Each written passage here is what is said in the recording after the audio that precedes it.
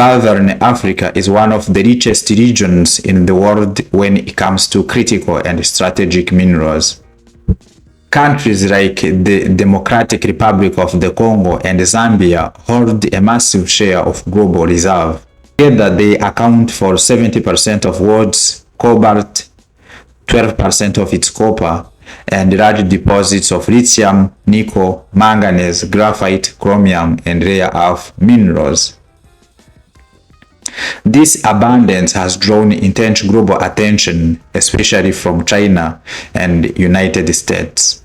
Both powers have pledged billions of dollars to secure access to minerals and influence in the region. The United States, along with its G7 partners, is rehabilitating the historic Benguela Railway. Meanwhile, China is investing heavily in upgrading the TAZARA Railway. In our last episode, we looked at how Lobito and TAZARA railways have become central to the global competition for Africa's critical minerals. Today, we shift the focus from competition for critical minerals to opportunity for African countries. We explore how connecting Lobito and TAZARA railways could unlock major socio-economic benefits for the region. We have split this episode into two parts. First, we will look at the current role of Lobito and TAZARA railways in the region's transport infrastructure for minerals.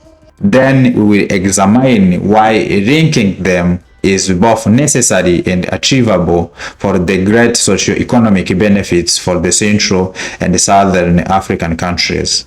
Let us start by explaining the role of TAZARA and Lobito railways in the transport of minerals and goods in Central and Southern African countries.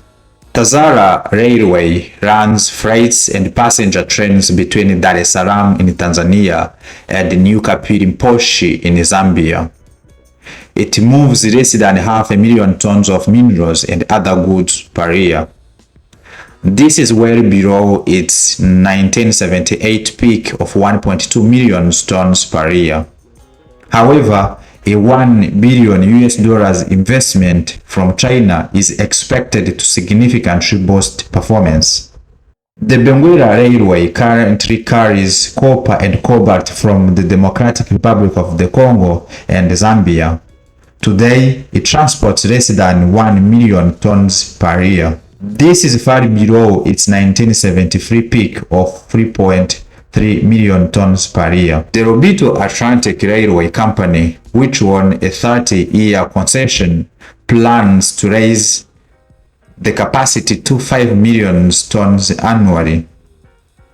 Again, once rehabilitation is complete, trade between Angola, the Democratic Republic of the Congo and Zambia is expected to grow by 30%. Let us move to the second part and examine the reasons why the railway connecting Lobito Port on the Atlantic Ocean to Dar es Salaam Port on the Indian Ocean is not only necessary but also feasible in the near future. This railway will mark a major socio-economic milestone for Angola, Zambia, the Democratic Republic of the Congo, Tanzania, and other neighboring countries. It has the potential to kickstart a golden age of the regional growth and integration. Let us now explore the key reasons that support the potential of linking Lobito and TAZARA railways. The first reason for connecting Lobito and TAZARA railways is that its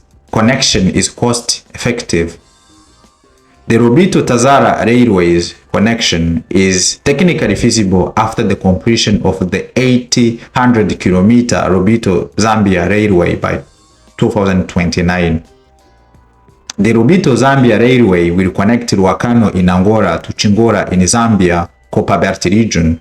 The Chingora is 115 kilometers away from the TAZARA station in Indora, Zambia, which makes the connection between the two railways possible and cost efficient. The second reason for the Lobito-TAZARA railway is its role in the Pan-African vision of linking African countries by rail. During his presidency, Kenneth Kaunda supported the proposal to link TAZARA to the Benguela Railway. He saw this link not as an alternative to the TAZARA Railway, but as a complementary route connecting Lobito to Dar es Salaam via the Copper Belt.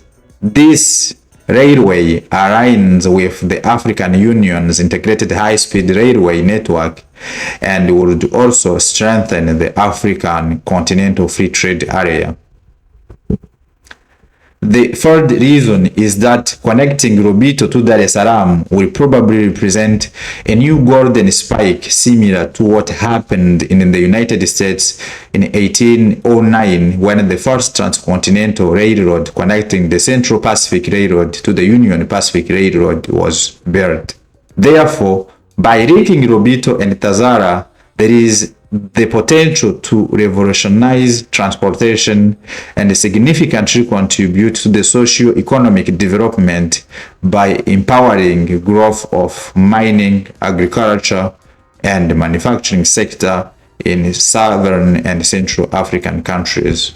That's wrap up our 32 episode of the African Mega Projects. In this episode, we examine the strategic importance of the TAZARA and Lobito railways, two lifelines that moves minerals and goods across Tanzania, Zambia, the Democratic Republic of the Congo, and Angola to the ports of Dar es Salaam and Lobito. The vision of linking Lobito and TAZARA into a transcontinental railway stretching from the Atlantic to the Indian Ocean is a bold and historic undertaking.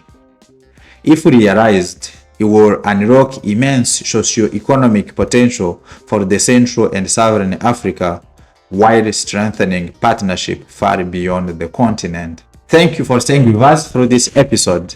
If you enjoyed our content, don't forget to subscribe, like, and share your thoughts in the comments below. Join us next time as we dive deeper into the Lobito Zambia Railway and its role in shaping the first ever African Transcontinental Railway.